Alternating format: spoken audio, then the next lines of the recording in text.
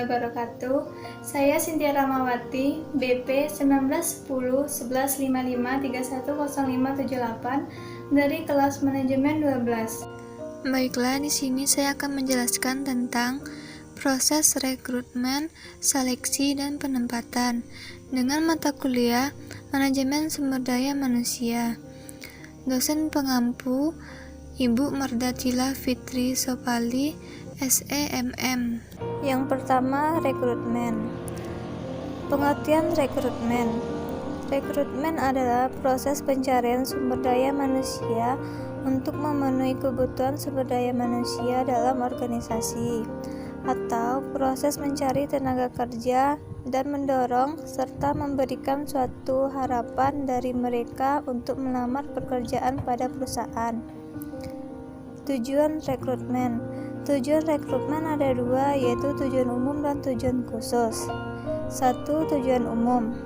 Rekrutmen adalah menyediakan suatu tempat calon karyawan yang memenuhi syarat bagi perusahaan.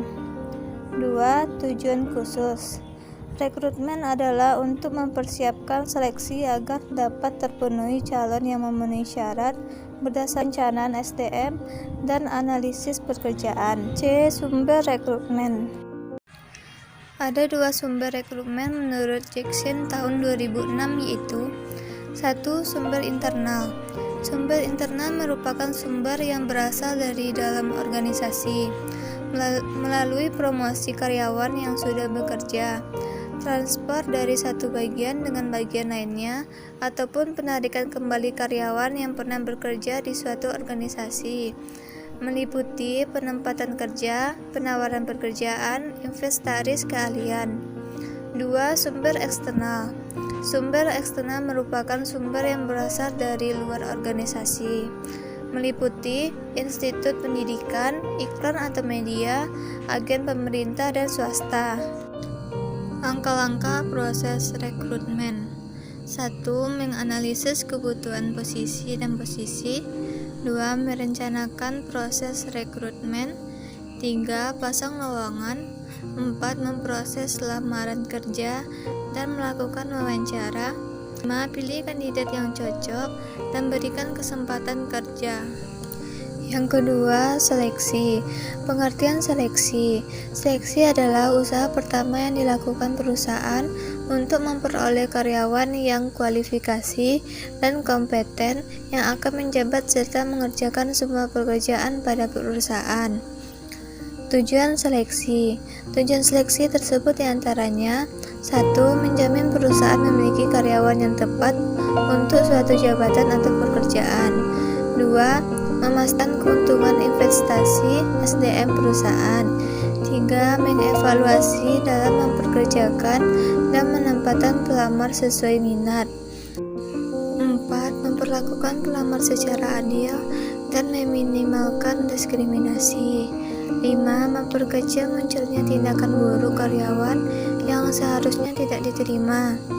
Faktor-faktor yang harus diperhatikan dalam proses seleksi. 1. Penawaran tenaga kerja. 2. Tantangan etis.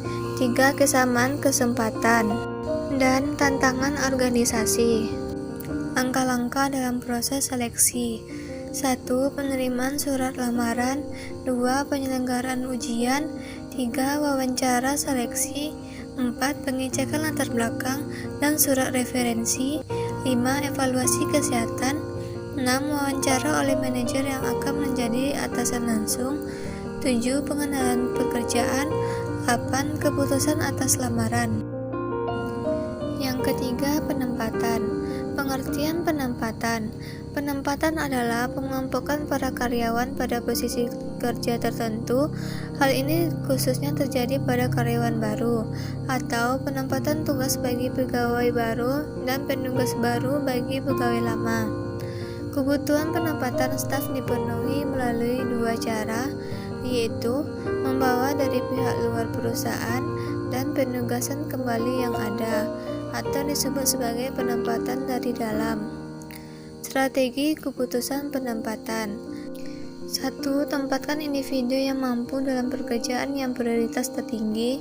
2. Tempatkan individu dalam pekerjaan yang disukainya, diantaranya pilihan yang dianggap paling cocok.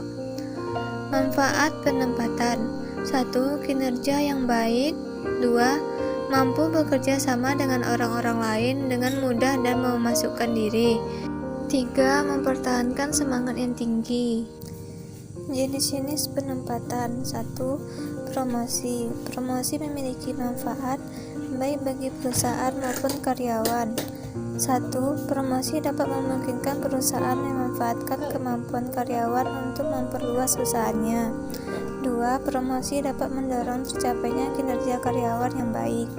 3. Terdapatnya korelasi signifikan antara kesempatan untuk kenaikan pangkat dan tingkat kepuasan kerja. 2. Pengalihan atau transfer.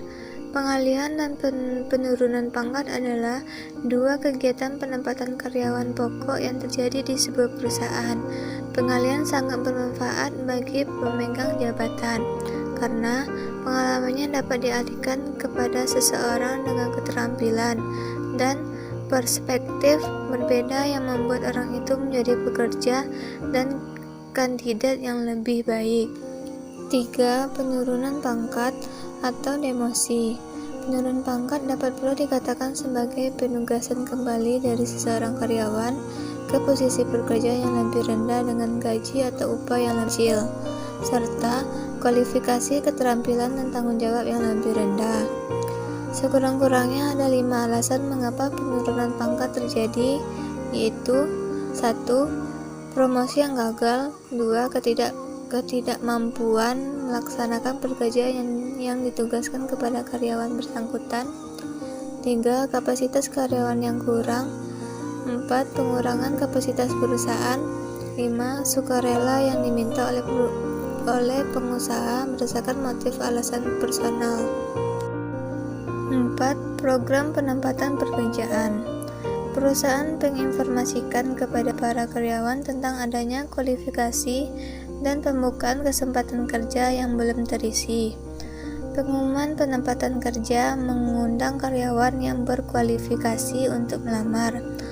Maksud dari program ini adalah mendorong para karyawan untuk mencari promosi dan mengalihkan kerja yang membantu Departemen SDM mengisi posisi dari dalam dan memenuhi tujuan personal karyawan. Tidak semua pekerjaan yang terbuka ditempatkan.